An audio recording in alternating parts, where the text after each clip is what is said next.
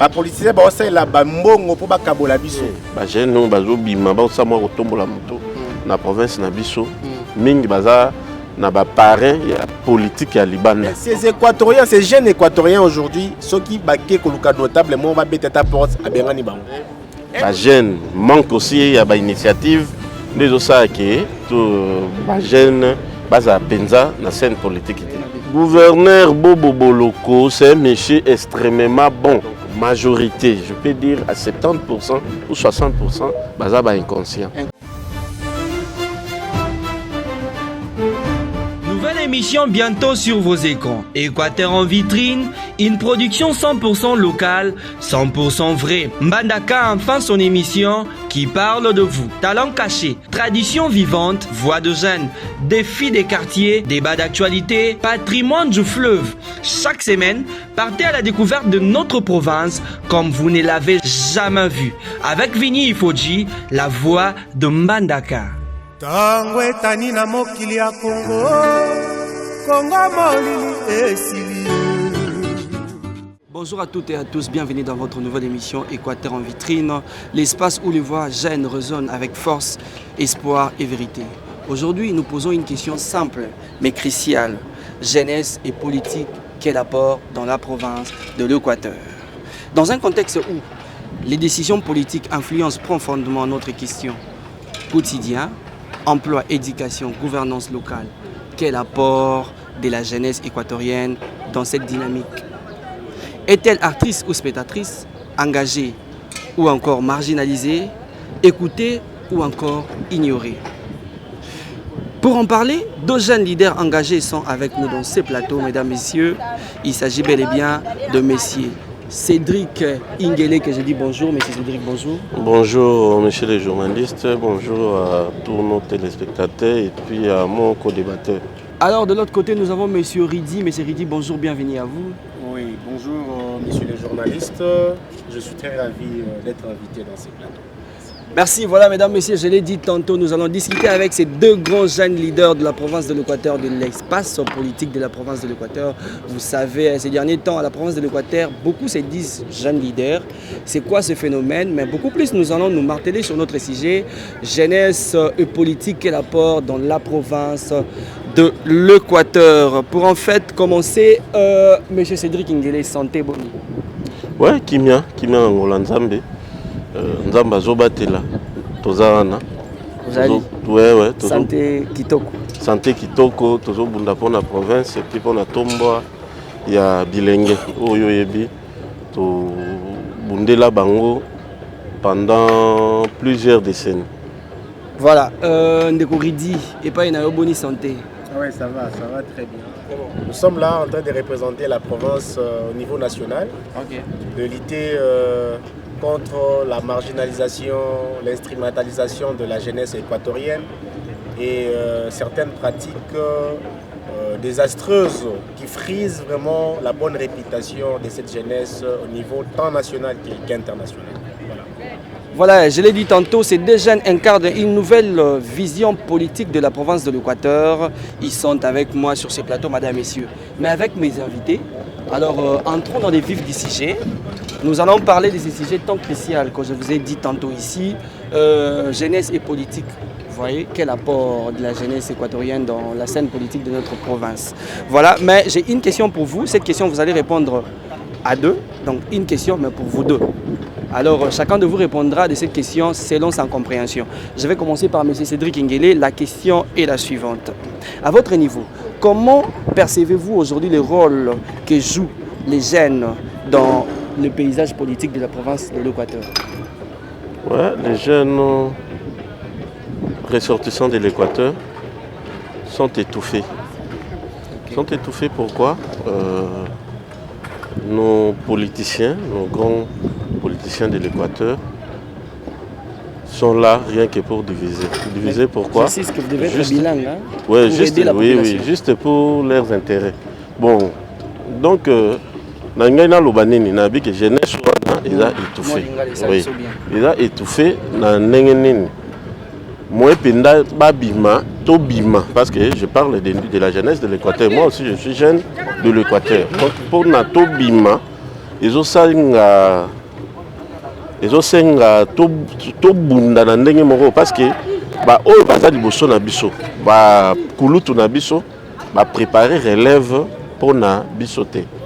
Alors na yango comme ba préparer relève pour na biso te besoin bango eza ndenge nini biso bilenge totikala kaka na niveau toza wana soko za ya kokelela obengi ye soko za ya nini et soki bolingi bosala mo initiative moko oyo komema développement ya ba jeune ba koya kaka koluka ko diviser bino. Donc politique na bango eza jeunesse et panzana jeunesse ezanga vision pour que bango ba continuer ko régner. Donc voilà pourquoi je dis que jeunesse et Équateur eza étouffé na sens wana. Donc yango à tout moment bisika nyonso na lekaka na betaka c'était na unité ya jeunesse ya Équateur. Parce que jeunesse wana ya Équateur eza jeunesse moko ya pambate. Il y a des jeunes intellectuels, il y a des jeunes licenciés, il y a des jeunes entrepreneurs, il y a des jeunes.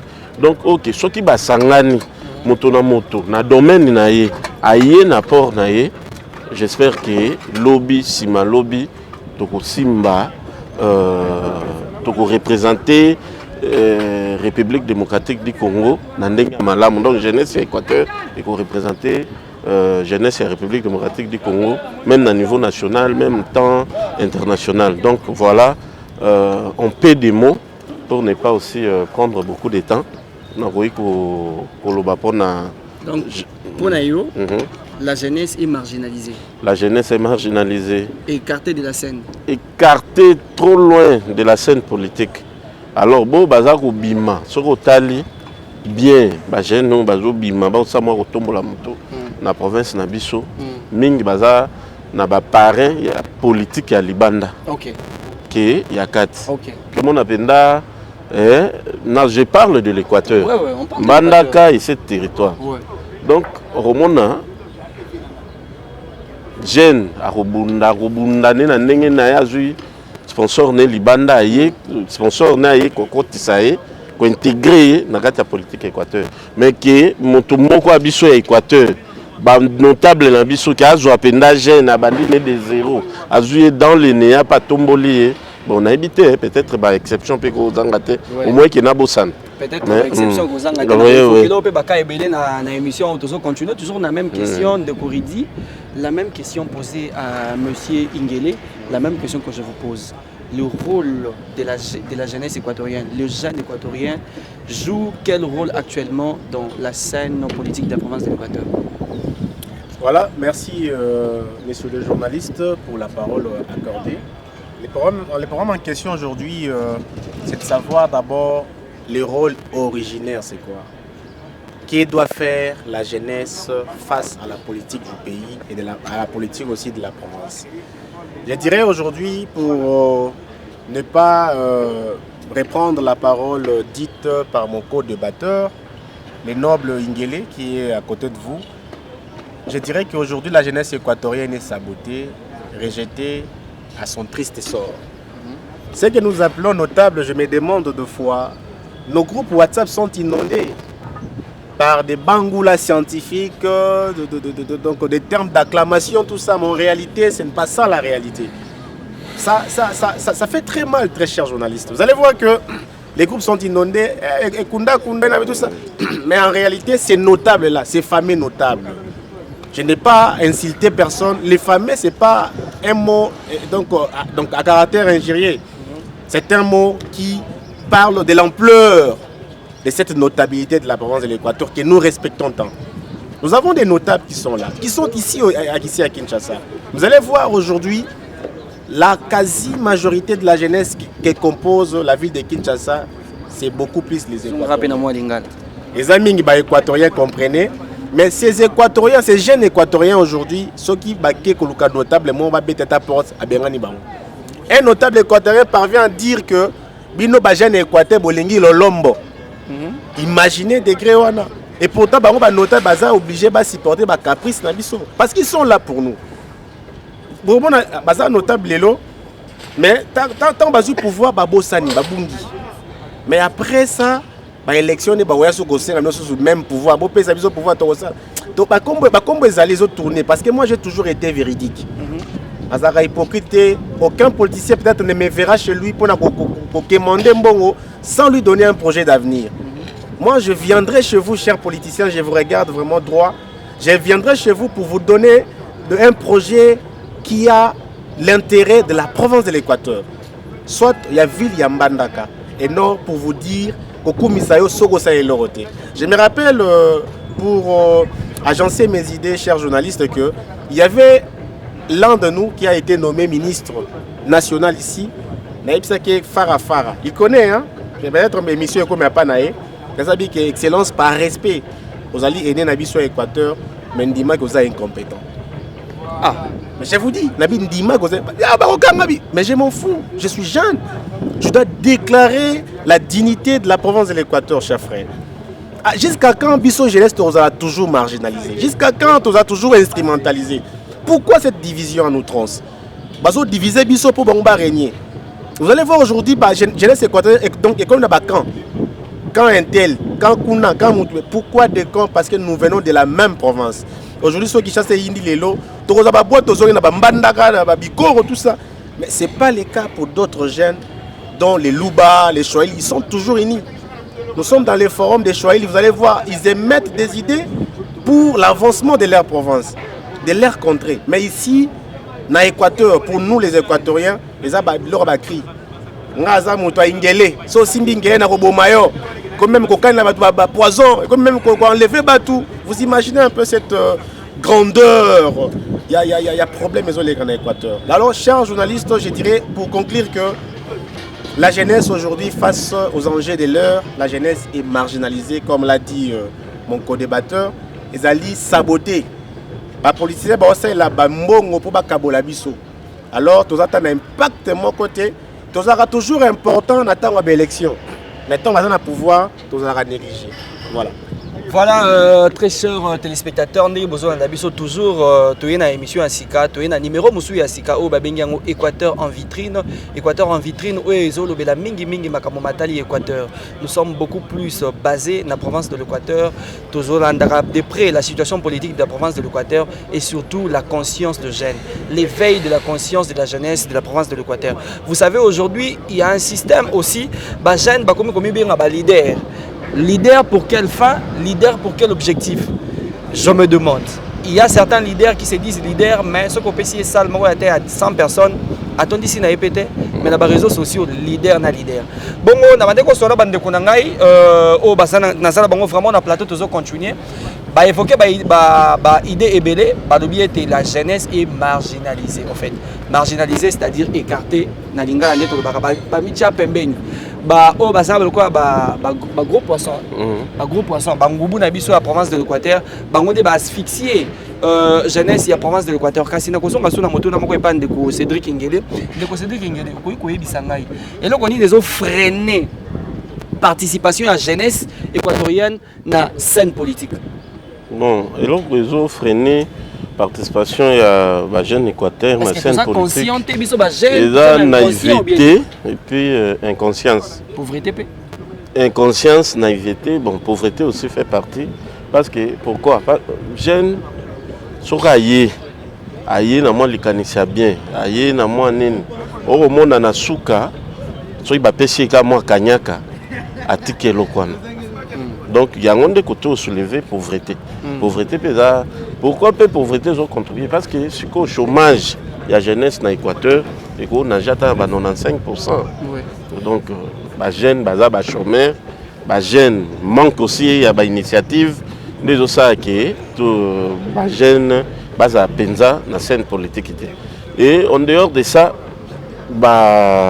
l'autorité n'a pas sopé, les songa, les pesa les jeunes opportunité. Il y a au monde le projet monsieur Zoya même dans la province pour que vous allez considérer, il faut que libanda sokoye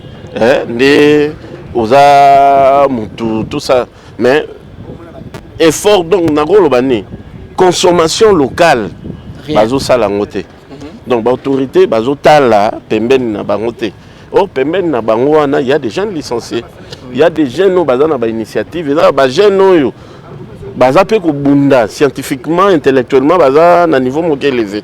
Mais ils ont utilisé. Donc, responsabilité, on les a partagées. Autorité, il y a responsabilité. Puis, biso morope ba jeune, tous appels na part, il y a responsabilité. Par la responsabilité, na biso, il y a inconscience.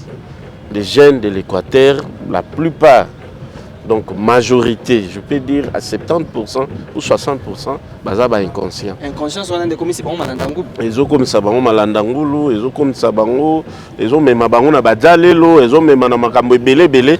Bah ça là, bah impossible juste pour gagner quelque chose, à manger quelque chose, à nourrir ses enfants, quelque chose pour na. Et puis par après, boye, non, nga leader, nga kanengo utikoloba. Tout ça, nde yango, ils ont même bah jeune belé na kati ya libolo. Donc je peux dire, kanengo utikoloba, jeune incapable, il y a réunir même salle, il y a 50 personnes. Utikala ko ça même pas ta conférence, moko bengi batu baye batondi. Au tikala vous lancez message moko de lancer pendant message moko pour bien l'observer dans le public subitement parce que tu écris dans WhatsApp parce que tu incites les autorités parce que bah sur une opportunité peut-être une opportunité peut-être lobby au finger non nga jeune leader nga iboye nga or ce que poussani pembeni au moment que ce sont des gaillards zéro donc ils mangent bah pesaka non, au bango moko bazali, ils sont différents. Au biso parce que je parle de la jeunesse de l'Équateur. Oui. Moi aussi je suis là, oui. Je suis équatorien, donc voilà ndé nazolo. Yango wana et loko zo rabaisser niveau la jeunesse équateur. Donc par il y a ba responsabilité, par il y a ba autorité, manque d'encadrement, il y a ba jeune. Je peux dire aujourd'hui, moi jeune nyonso aza mo évoluer dans niveau équateur, nyonso ba ya Kinshasa. C'est quoi le manque d'encadrement? Tout le monde est politicien à Bissau. On va quand même élevé dans le niveau national à Kinshasa, dans la province. On va thème mabé à la jeunesse et comment on va bango bien. Oui, dans la politique encadrement il y a la jeune. Mais ce qui va se bon c'est relève les athées. Il y a un relève dans l'Équateur, ils ont des locaux, ils ont payé comme cadeau, ils ont des locaux, ils ont arraché par force. Par force, c'est ça. Comme initiative, il y a encadrement, je pense que la jeunesse équateur, ils ont préparé la relève. Comme ils ont préparé, la formation, comment on ligne, se préparer d'une manière individuelle. Voilà. Ouais. Merci au débatteur Nanga Redi. Individuel. Bon, individuel, s'imposer na relève. Mais causer là que ba encadrer on tout le monde na ba province mususu ba encadrer ba jouer ba condition na scène politique et puis au commis ko gérer au côté na gestion res public et pas biso exact. Donc il y a ba autorité na biso ba lingi ba jeune ndenge ndeko ridia utaki koloba na ba moment ba utiliser ba jeune na moment opportun. Moment opportun zandeni ba moment opportun ya bango. Quand vous voyez que le pouvoir a besoin de voix, jeune depuis ton type quoi l'embêter. Aïe, moi $100, moi $50 à pesio, ok, boyembeli, bobineli, bobeteli, bité quoi, bini à sepeli.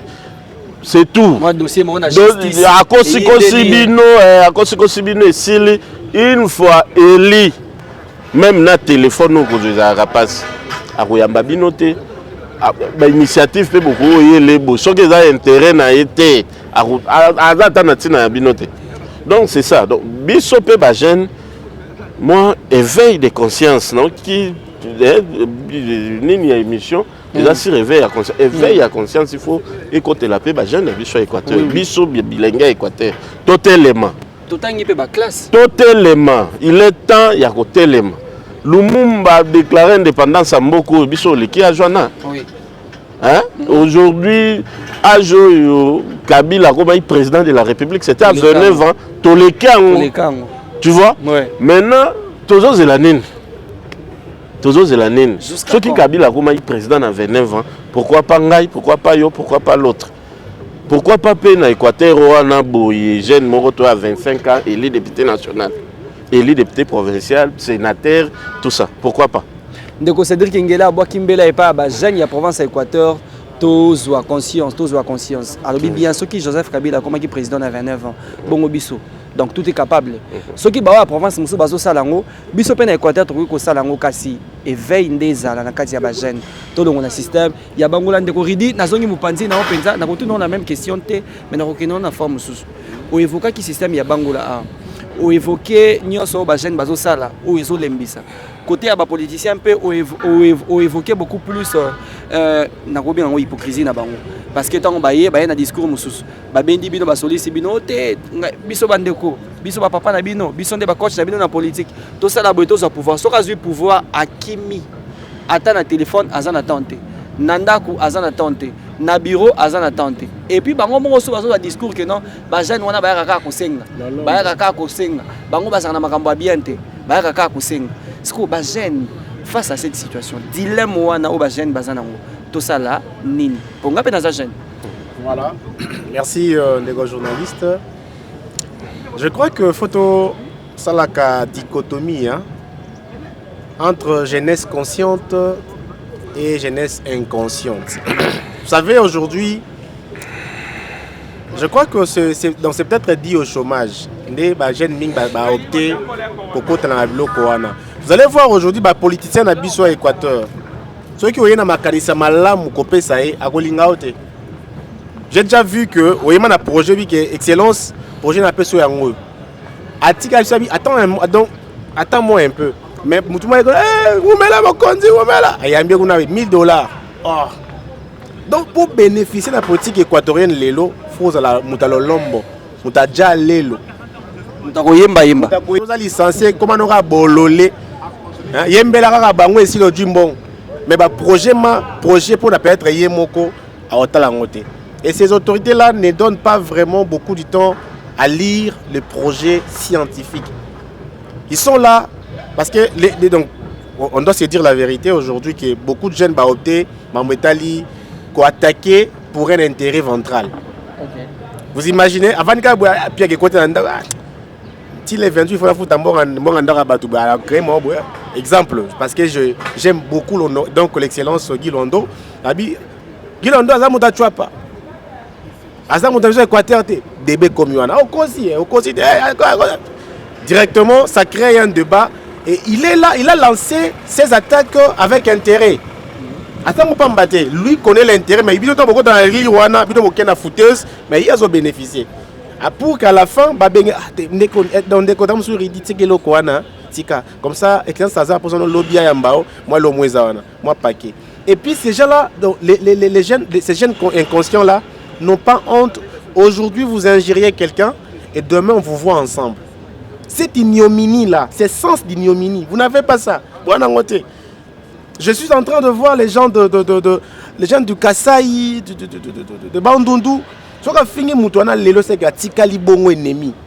Il n'a même pas le temps, il y a même photo. Mais aujourd'hui, Moutaza contre MLC a fini donc excellence Jean-Pierre Bemba. Demain, a commis Moutaza excellence. Et donc il y a doyen le notable Bemba. Le Bikouna fini arrête, le Bikouna arrête. Donc l'homme bongo des 100 positions règnent aujourd'hui dans la province de l'Équateur.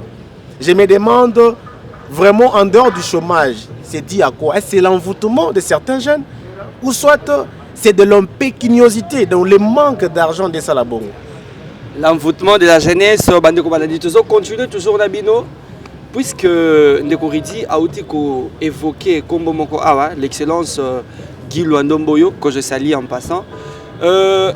Ndeko Cédric Ngeli na baluki pas est-ce que vous avez un mouvement au Bajani à province Équateur? Bajani à Grand Équateur, Bakimi Mba on a rep. À un moment donné, c'était compliqué na rep. Tout le monde a dit Makelele, tout ça. Après, tout le monde a matinée politique qui a rep et l'andami la ville à Kinshasa. Mais ce que matinée politique, c'est une réussite en fait. Mais Bajani de Bakimi Mba on bazona nani.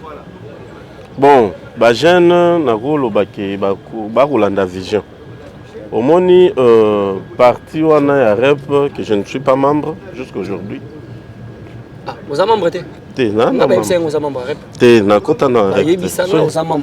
des informations que moi j'ai adhésion et vous avez l'adhésion mon public mon tuteur jusqu'alors ok mais les jeunes sont bazolanda arep et ça par rapport à vision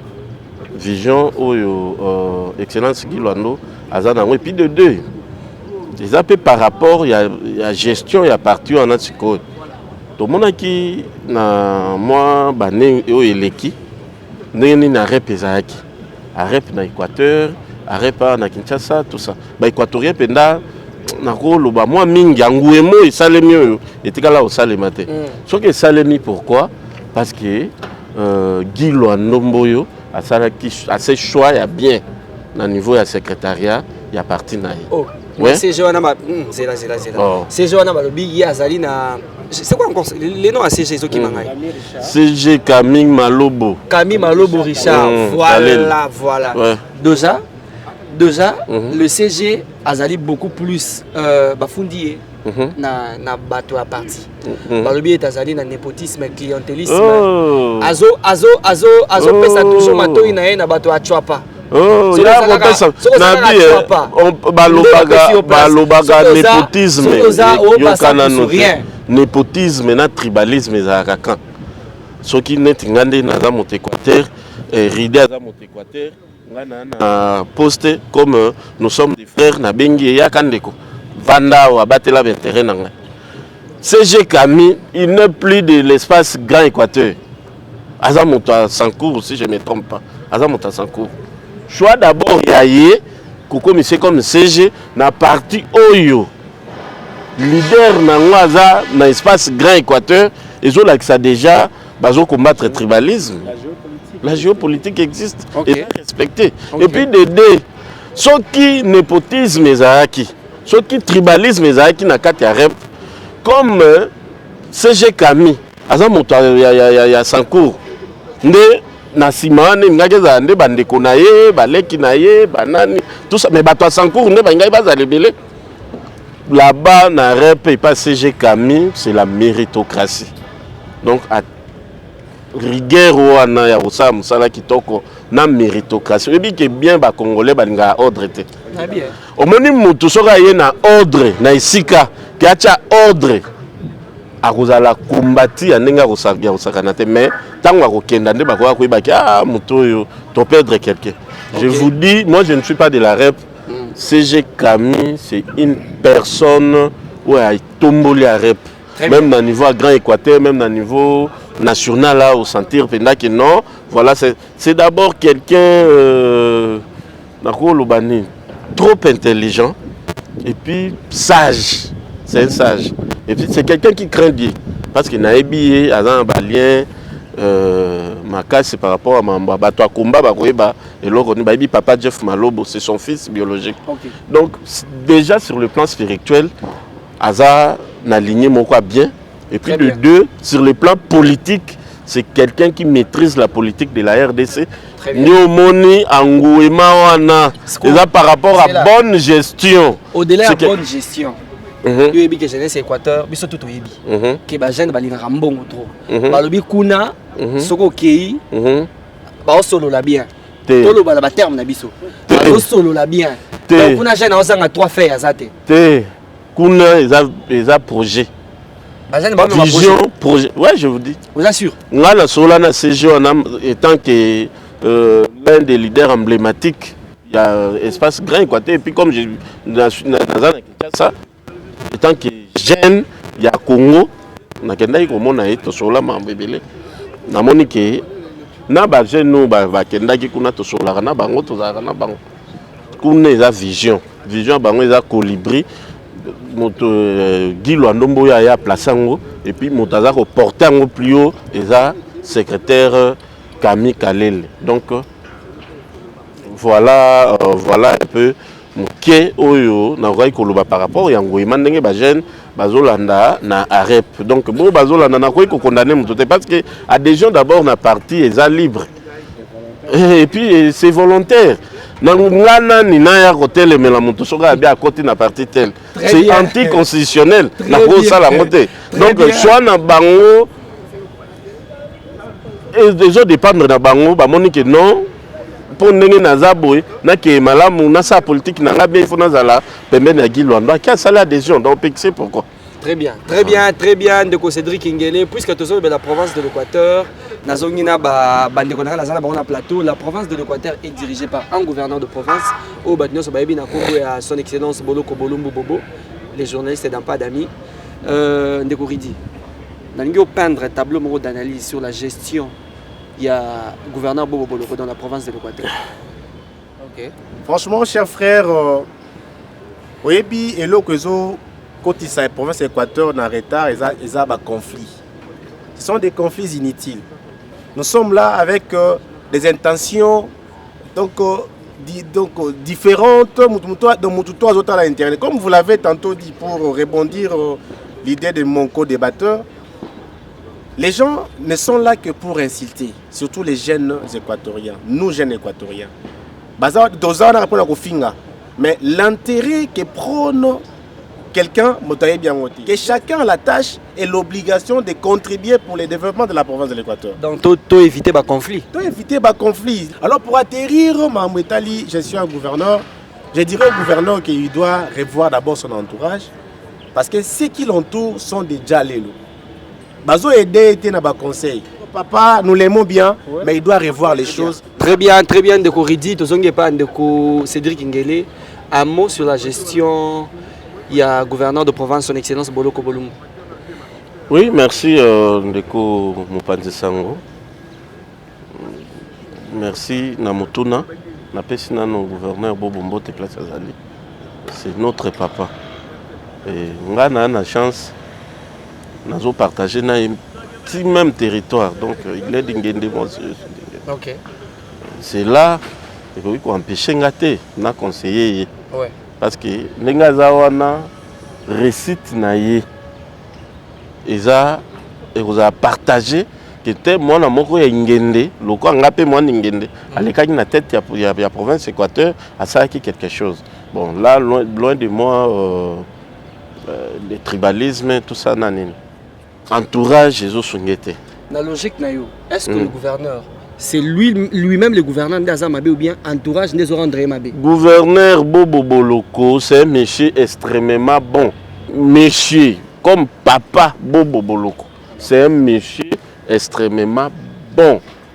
Parce que à Sungarabato, à Wana qui paraté, même aux Pembeni Musika Nae, ceux qui au Talisé, ceux qui ont un problème, au Poussani. Kasi merci na bandeko bazola na biso via internet bo komela biso ba message ndenge bandeko mosusu bazosala bo like bo partager na chaîne na biso YouTube à travers Eyala FM. Merci merci na bandeko ba accompagner nga lelo la plateau. Merci na bandeko balandi o balanda ki biso tout au long de cette émission. Merci à vous chers internautes, chers téléspectateurs. Bolandi biso lelo na mama na yamba ki ba jeune mi balé ya espace Grand Équateur. Très bien. Na sololi na bango bolandi bango ndenge balobi to mais quelqu'un un peu pour réfléchir sur la participation il y a jeunesse à province Équateur na scène politique. Bande ko ba pesi ba idée na bango kasi to kokuta na beaucoup plus na bino je vous promets hein? Un autre numéro je vais vous inviter sur le plateau. Nous allons débattre encore beaucoup plus approfondir les sujets parce que vous voyez que TV ezali ngonga. Merci beaucoup na ingénieur Yoka Verdi ko assistant Rabiso toujours derrière la caméra. Merci à la grande équipe il y a Équateur en vitrine. Merci à vous tous. Je suis Vini, il faut dire la voix de l'Équateur. Continuez à nous suivre, continuez de nous faire confiance. Merci aussi Naboba Souté Nakabiso via notre numéro. Merci Nabino. Bongo Bandeko Balandi. Ray Nabino, Tukutani na prochain numéro. Merci.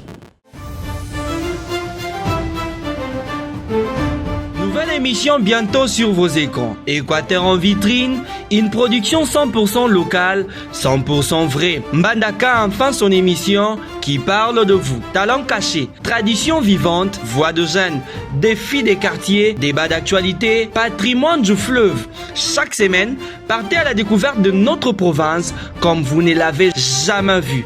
Avec Vini Ifoji, la voix de Mbandaka. Tango etani na mokili ya Kongo kongo molili esili